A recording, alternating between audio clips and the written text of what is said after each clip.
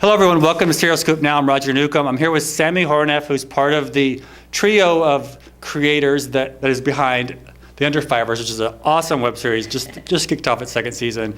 Welcome to the show. Thank you so much for having me. So before we talk about The Under Fivers, I want to hear about your background. You're from New York City, right? I am, yeah. I'm from Manhattan originally, from East Midtown. So I've been kind of dealing with the trials and tribulations of New York City my entire life. And, you know, they always say, write what you know, and that is certainly what I know. So where did the idea for The Under Fivers come from? Well, it actually came, funny enough, Matt and Alex and I met in an acting class, and the three of us sort of got together, and we were writing a musical together at the time, and we were like, you know what, all this funny stuff happens to us. We started talking about our crazy dating stories, all the crazy things that happen to you when you're in the city, how annoying the subways are, everything like that, and, you know, we just said, this needs to be shown to people, because everyone in New York deals with the same stuff, but the people who are outside of New York, I feel like will come to New York and be like, oh, you know, I've seen that place in that show, I've seen that place in that show. So New York is so relatable to everyone. We wanted to make a web series that really showcased the crazy stuff New York City has to offer. So we got together, and Alex and Matt actually started something on their own. They brought me in, and it sort of was born from our real life stories. So a lot of this stuff that you see, as crazy as it is actually based on true life. So we're talking about Matthew Ryan Wilson and Alexander Nader. Yes. Very talented. I'm kind of scared knowing some of this is based on reality. Yeah, of course, everything is a little bit heightened, and not everything you see is real, but a lot of the stuff really kind of did happen to us. There's one episode that we just wrote that just aired, actually, called Brunch, and that is one of those episodes that, like, the three of us all got together and we told some crazy stories. We were like, wow, this is too weird to have actually happened to us. This is something that people would really appreciate. Of course, then you can kind of go in and tweak things a little bit to make it funnier, but for the most part, a lot of the stuff that you see is really kind of based on stuff that's actually happened to us. So we're 2 episodes in so far. The third episode's airing this week. This Thursday. So every episode of this season, we're doing 10 episodes. They all air on Thursdays around noon. So you just talked about Brunch. In that episode, and you're so great at this in general, but your facial expressions are the best. Like you do so much acting without having the dialogue. What's your training? What's your background? My training is actually mostly in musical theater, and I think that's kind of where the facial expressions come from. It's good because there's a piano, like you can't see. Yeah, I can go sing for you if you. No, just kidding, I don't. But yeah, I trained in musical theater. I actually went to Brown for theater. I did a BA there.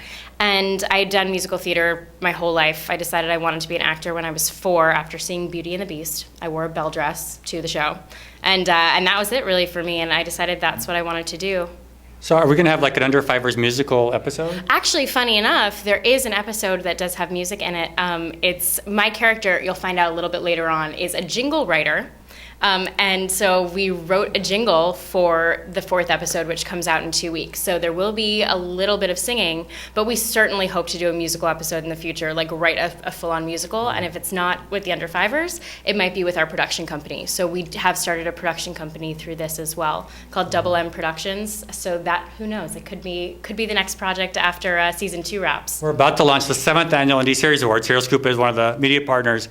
And I think original song is going to be a new category out of this year because there's more and more like musical stuff happening, and it's a lot of really good stuff on the web. People love it. You know, I think musical theater has sort of had a revival in the sense that, starting with like Scrubs, when Scrubs did that musical episode, and then Glee and Smash, I think people are really attracted to this idea of musical theater on screen. Even something like High School Musical was. I loved Camp, but it was the movie Camp, but it was ahead of its time. I think people weren't quite ready for it, but so. Absolutely. But Anna Kendrick was in that film. Yes, she was cutthroat. With the ladies who lunch. Oh my God, that scene. Oh yes. Oh my God, I love you. So tell us about your character. Are you playing like a version of yourself?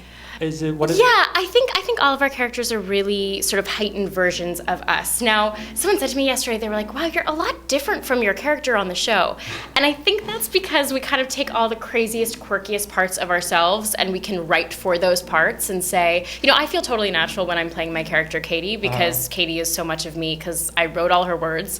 A lot of this stuff, a lot of times when we're in the writer's room, what we'll do is we have meetings every week, and when we're in writing, we wrote for an entire 2 months. beforehand, before we started filming. And we went in and we just started talking. We said, here's a concept that we want to expand upon. We would have a conversation about it. We'd start writing lines, then we would finish each other's sentences, and that's really how a lot of the lines came about. So much of what we say on the show is stuff that we actually said or would say. And a lot of the times when we're writing, we'll be like, okay, yeah, I love this idea for a line, but like, how would you say it? Like, what's your phrasing? What are your words? Because we want it to make sense for us. But my character is a little bit more neurotic than I am, I think. She's a little crazier, but that means it's more fun. So I see a big improvement from season 1 to season 2. Season 1 was very funny, but I feel like technically, just everything about the show, it seems like it's gone to the next level. Do you feel that? Absolutely, yeah. So we actually were so lucky. We started an Indiegogo campaign, and people gave us money to do a second season. We produced the first season off of like, I'm going to say maybe $30. That sounds crazy, but like actually. That's a new record.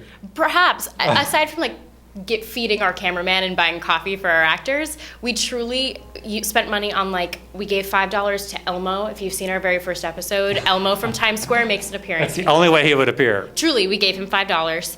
And then I don't even remember, maybe we paid for like a prop one time, but really this season what we knew we wanted to focus on was sound and lighting, and I think that is the huge difference that we've discovered is the second you put lights on people, it turns from a web series that, you know, looks pseudo-professional, might be funny, to something that looks like it could be on TV. And so we're really excited about the quality of this season, and it really just had to do with a couple of lighting boxes and sound and some awesome locations that people helped us pay for.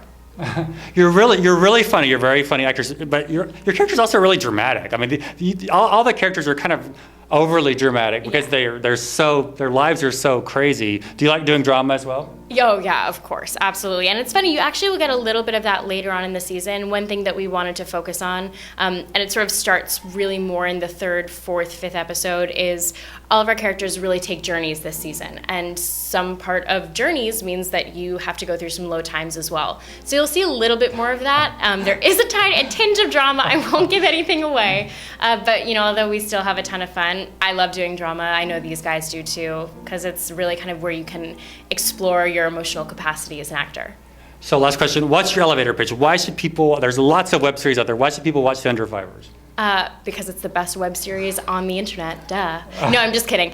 The Under Fivers, I think, is very relatable. And everyone has gone through something that we portray on this show, whether you've been on a bad date or you've had a crazy boss or you're trying to figure out who you are. These are all themes that people can really relate to, but we do them in a way that hopefully is going to make you laugh. And that's why I think it really relates to everyone, and everyone should be watching the show. And we've all had great friends that we shared those traumatic experiences with. That's true, and really at the end of the day, it's about friendship, and it's about these 3 people that have come together through, you know, whatever crazy circumstances, gotten to the same place, and no matter what happens, you always have your friends by your side. And I think that's what the show says. Well, thank you so much. Appreciate it. Thank you so much. Thanks, watch The Under Fivers, Watch theunderfivers.com. Yes, www.theunderfivers.com and youtube.com/theunderfivers. Like us, follow us, We'll and flash watch it on the show. screen. Awesome.